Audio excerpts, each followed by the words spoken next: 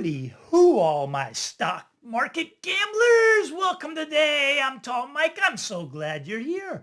What do we got going on? Well, the market's right. They want to push it up higher, but I think we've already made the short-term top on the S&P. The S&P's already made a top, and we're starting to come back down. Now, I think we're going to come back down and hit the 50-day, probably break through the 50-day. Maybe it'll be a shallow decline, hit the 50-day, and bounce right back up to new record highs. I don't think it's over yet.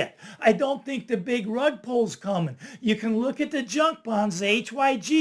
They keep pushing them up higher and higher. This means that liquidity is flooding into the markets, has to go somewhere, going to go into the stock market, going to push it up higher. But I do expect to pull back down to about the 50-day, and maybe we break through the 50-day a little bit before we go back up higher. Just my take. Yours completely different. All right, let's get over to real estate now. Real estate's so fascinating to me. I mean, I just want to put parentheses on this one. Hey, whatever I say, don't worry. Dave Ramsey, he says it's all going to be okay, right? He says all real estate's going to continue to go up. It's never going to go down. There's no downside risk in real estate. Go out and buy a house. Dave Ramsey says, yes, you got to be careful who you're listening to. You see, Dave Ramsey, he makes a lot of money in the real estate market. He wants it to continue to go higher. I make money in the real estate market, but I'm more of a realist, right? Sure, I want to sell you a house at record high prices, but if they pull back a little bit, that's okay. If they pull back 50%, that's okay. I'll still sell you a house and I'll still make money. We'll see how it all plays out.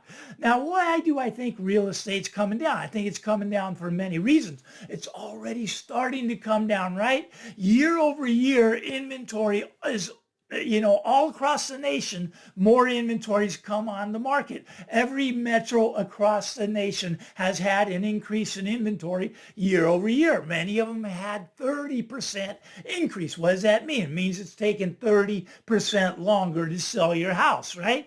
As inventory comes on, this is what happens right before we get the big flush out in prices, right? I mean, volumes already crashed. Volumes like at a standstill, down close to zero. I mean, it's like the lowest on record, right? But you haven't had that really flush in the prices yet. Now, the flush in the prices is coming, and it's coming when the recession hits. But my guys, listen to George Gammon. He says we're never going to have a recession again. I would beg to differ, right? Now, so far, he's been right? I mean, when's the last recession? Was a great financial crisis, right? I mean, we just been going straight up for the last, 16 years, straight up, no recession, right? A recession happens on average about every 5 years, but we've gone straight up for 16 years. As soon as we get a little hint of a recession, what do? They go straight to the money printer, right? Straight to the money printer. I don't think they're going to be able to do it this time. You see, I think real estate is actually what's going to bring on the recession. You see, real estate's already dropping in most areas. Now, of course, not in your area. Your area only goes up, right? But in most areas, real estate's already coming down. And every metro out there has now had this influx of inventory onto the marketplace. There's no shortage of homes for sale. As a matter of fact, Redfin says we have 500,000 more homes for sale than we have buyers. Eventually, you have to reach an equilibrium, right? And the way you reach that equilibrium is with the price, right? The price has to come down. Now, of course, people say, but Mike, they're just going to lower interest rates to zero. And I want them to try that because I know when they bring the interest rates down to zero, you're going to see your mortgage rate spike 8, 10, 12, 14%. It's not going to work this time. Why? Because we printed too much money. There's too much debt out there. We can never repay the debt. Now, real estate itself is roughly 30% of the GDP. 30% of the GDP. You get that real estate coming down, you're going to send the GDP down, which is by definition, puts us into the recession. See, I say the recession at this point is unavoidable. Now, other economists out there, I get that. All of us economists, we don't agree on a lot of stuff, right? I mean, a lot of economists think modern monetary theory, we're never going to have a recession again. We're just going to keep going until we get on the moon. We just keep printing the money and we're going to avoid the recession. See, I don't think that's good, number one. I would argue that a recession is actually a good thing. A recession flushes out the bad investments. And believe me, we have a lot of bad investments out there.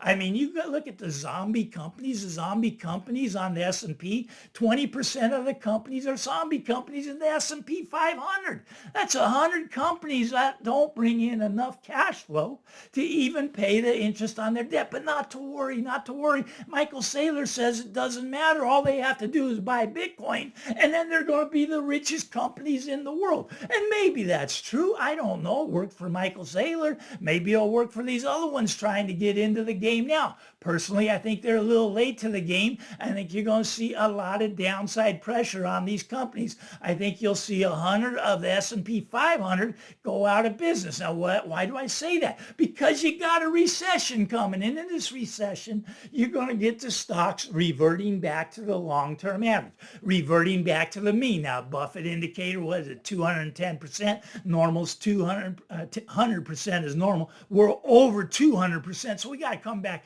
50% just to get back to normal. And normally you overshoot to the downside. Right now, Buffett, he's been in his $300 billion in cash. You know, he jumped out a little early. He's been sitting in that cash for a year, maybe 2 years now. But believe me, he's not a stupid man. He's going to be right eventually, right? He's going to get the opportunities to buy this market at half off, and he's going to have all of the cash to do it. He's going to have the cash to buy these companies at 10 cents on the dollar. That's how he made his money, right? And he's smart with doing that. You see, now this is what's going to happen. When the housing market starts to come down, it's already coming down. Now you see the housing information that you have, that's already old, right? That's already old. I mean, look, when I sell a house, let's say I got a listing today, all right, and let's say I'm lucky and I find a buyer in the next couple of weeks, right? In the next couple of weeks, I'll find a buyer and I'd go into the escrow process. Escrow process can take 30 to 45 days.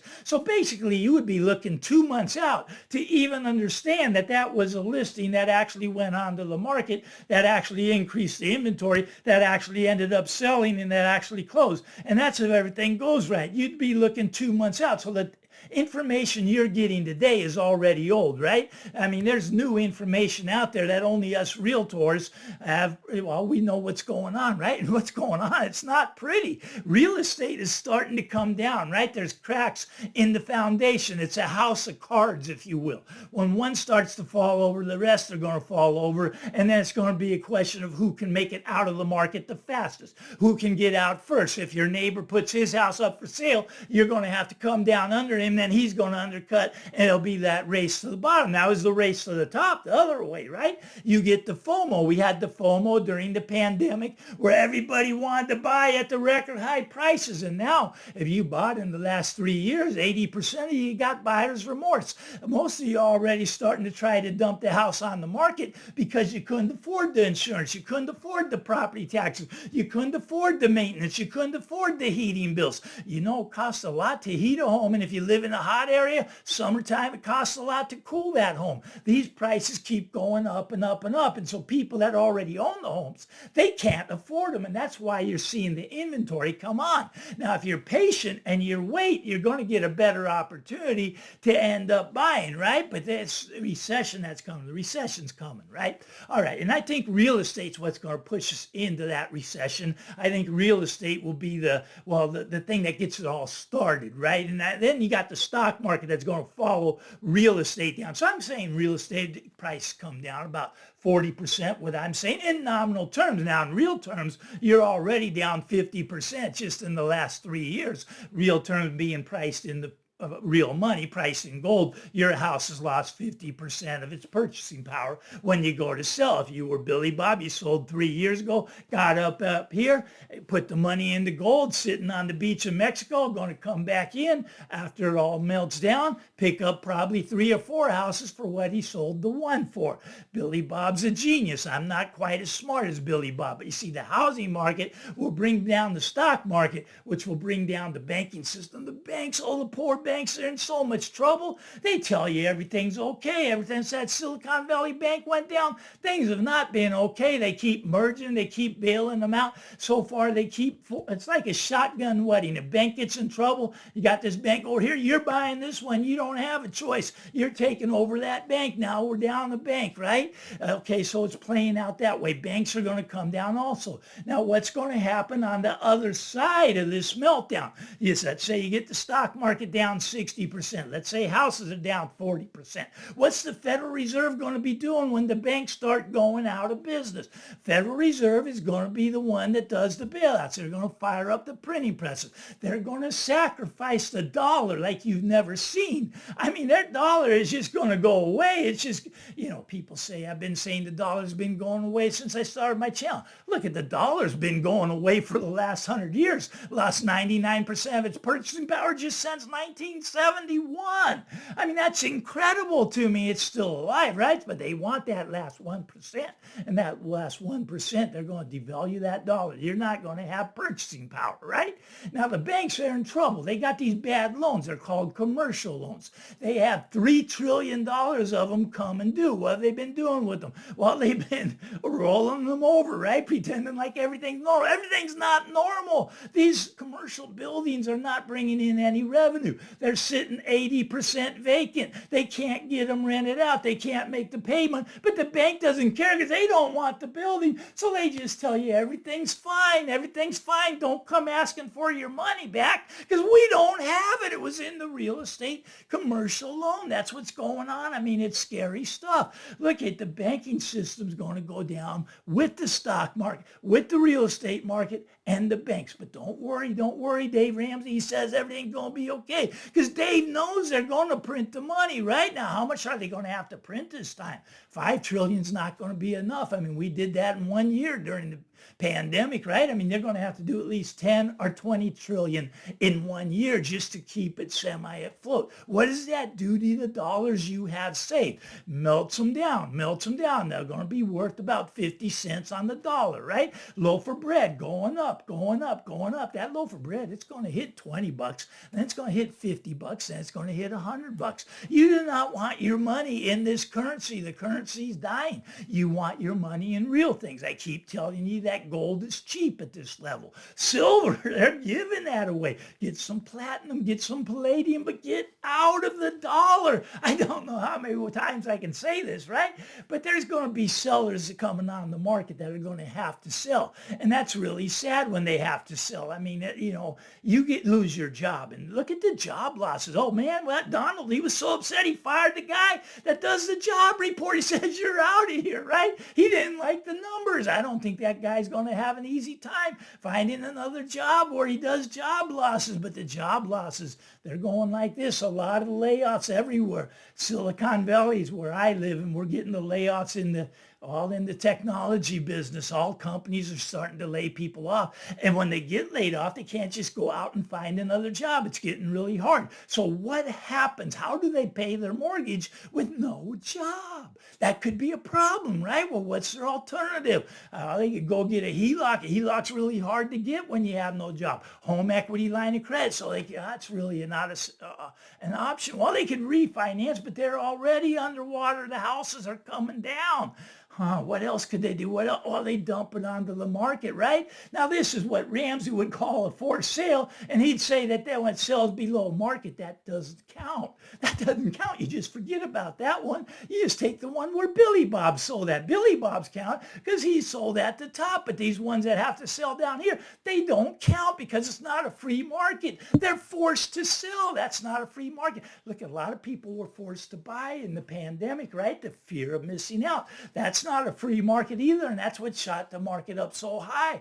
Those people are losing out now. They want out. If you bought in the last 3 years, you want out. People keep telling me, Mike, you got this all wrong. I don't think I got it all wrong. Your house is down 50% compared to gold. I'm a gold guy. That's real money. I don't like staying in that fiat system. Yeah, they printed enough money in fiat so the nominal rates are only down about 10%, and maybe they can keep them up. I don't think they can. They they'd have to print 20 trillion, 50 trillion, 100 trillion. Look, at some point, we will hyperinflate, right? We'll hyperinflate our currency away. If you have real money, you're going to be fine. If you like this stuff, give me the thumbs up. Punch the subscribe button. I'm Tall Mike. Get out there, everybody. Enjoy your day. Bye-bye now.